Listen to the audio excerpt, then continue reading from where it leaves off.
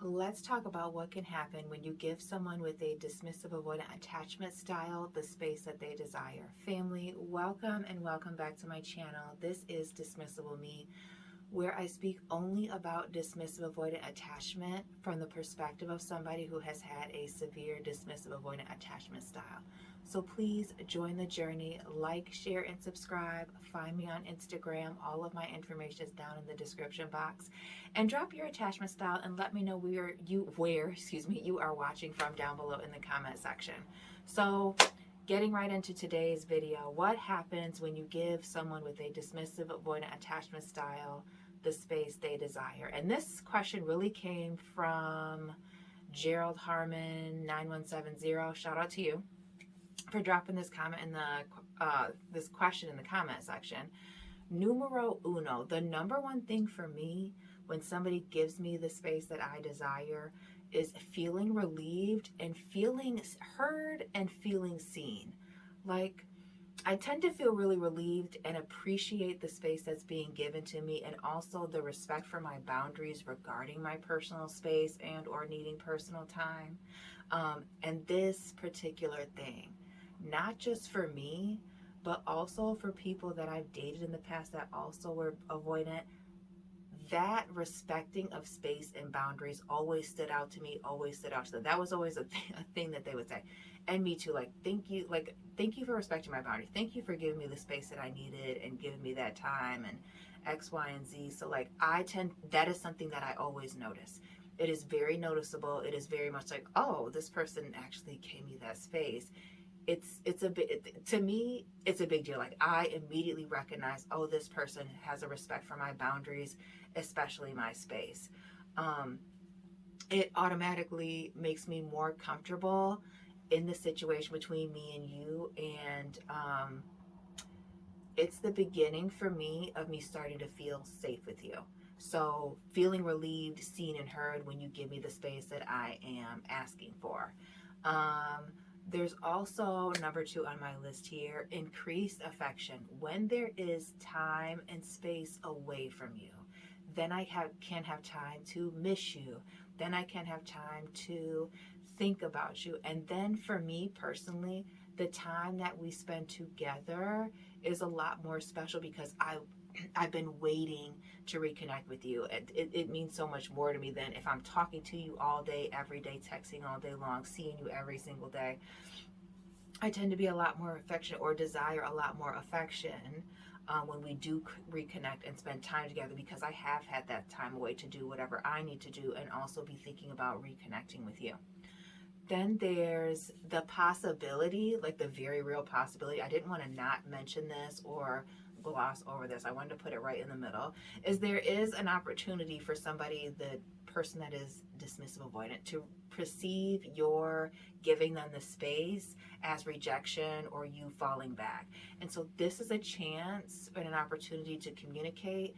And I'm specifically mentioning this for people that have already been involved in some way with somebody that has a dismissive avoidant attachment style. And if you give them the space, but there's been no communication, and the only communication you've had, or the majority of the communication that's been had between you and the person, is that one party's been overly clingy or overly demanding, or one party is feeling very smothered, that if you just fall back, it may exactly come off as disinterest, rejection, all of that. So letting this person know, hey, you asked for space, I'm giving you the space that you asked for in a very clear and concise way.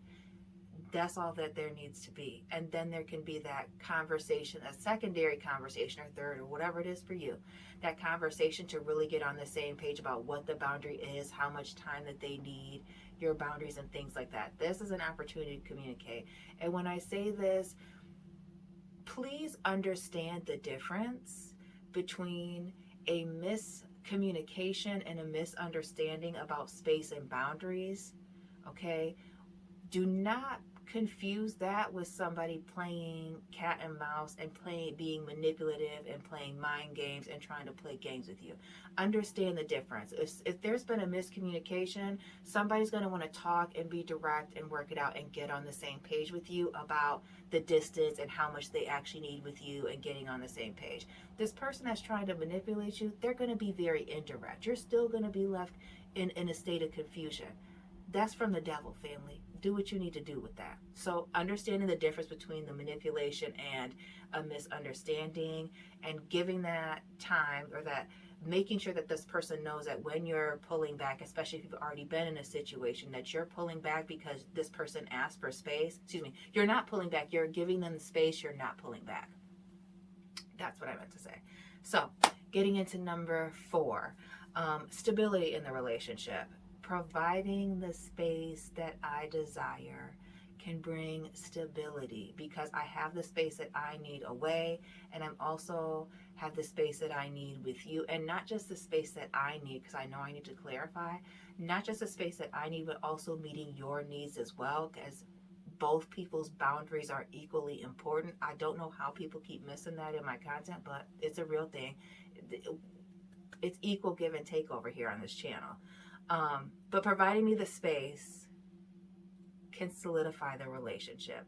As I see that you're not clingy, that you're not overly needy, that you're not doing the most, I can feel safe with you and more secure to spend more time and to want to give and more and invest in the situation.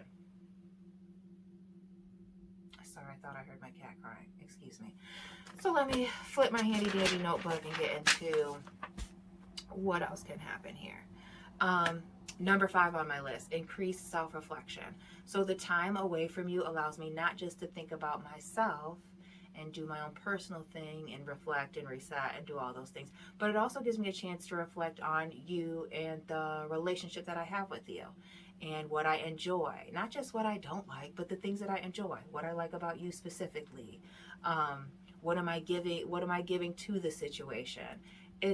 When you give me that space, it allows me to process my feelings, not just in negative situations, but also when things are going great. Like, man, I really do enjoy spending time with so-and-so. Like, they're really great. They respect my space, blah, blah, blah. I can't wait to see them again.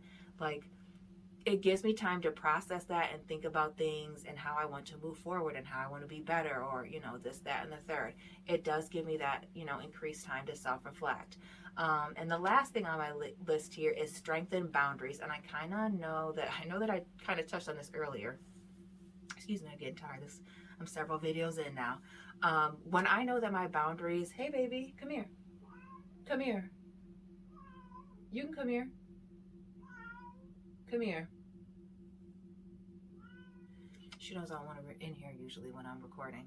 Boundaries. When I know that my boundaries are respected, I feel safe with you. I want to give you more. I feel safe opening up and being vulnerable. I want to be close to you. I personally, when I feel safe with someone, when I know that they respect my boundaries, I want to be closer to them. I value this person so much more. I want them to, be close to me, and I want them to feel comfortable with me. So when I feel safe with you, I want to do more. This increases the level of safety that I feel with you in the relationship that we have. So just a summary of everything that I kind of touched on in this video. Number 1, when you give me the space that I desire as somebody with a dismissive avoidant attachment style, the number 1 thing on my list was feeling relieved and feeling seen and heard. That you heard me, that you see me, that you feel me, and that you respect what I have going on. And the increased affection, because I'm desire to see you more when we reconnect. I want to reconnect with you more. Perceived rejection is a possibility, and again, this is an opportunity for communication to take place and get back on the same page. Stability in the relationship, since there's not that push and pull with feeling smothered and then pulling away and back and forth. The increased self-reflection on myself and also the relationship as a whole. And then strengthen boundaries, not just for me, but with you. And then also this level of feeling safe with you increasing. Family, that's all I have for you for this video. Let me know it resonated with you. Like, share, and subscribe. Let me know where you are watching from. Find me on Instagram. All of my links are down below in the description box. And family, I will be tapping in with you very soon. Keep it real.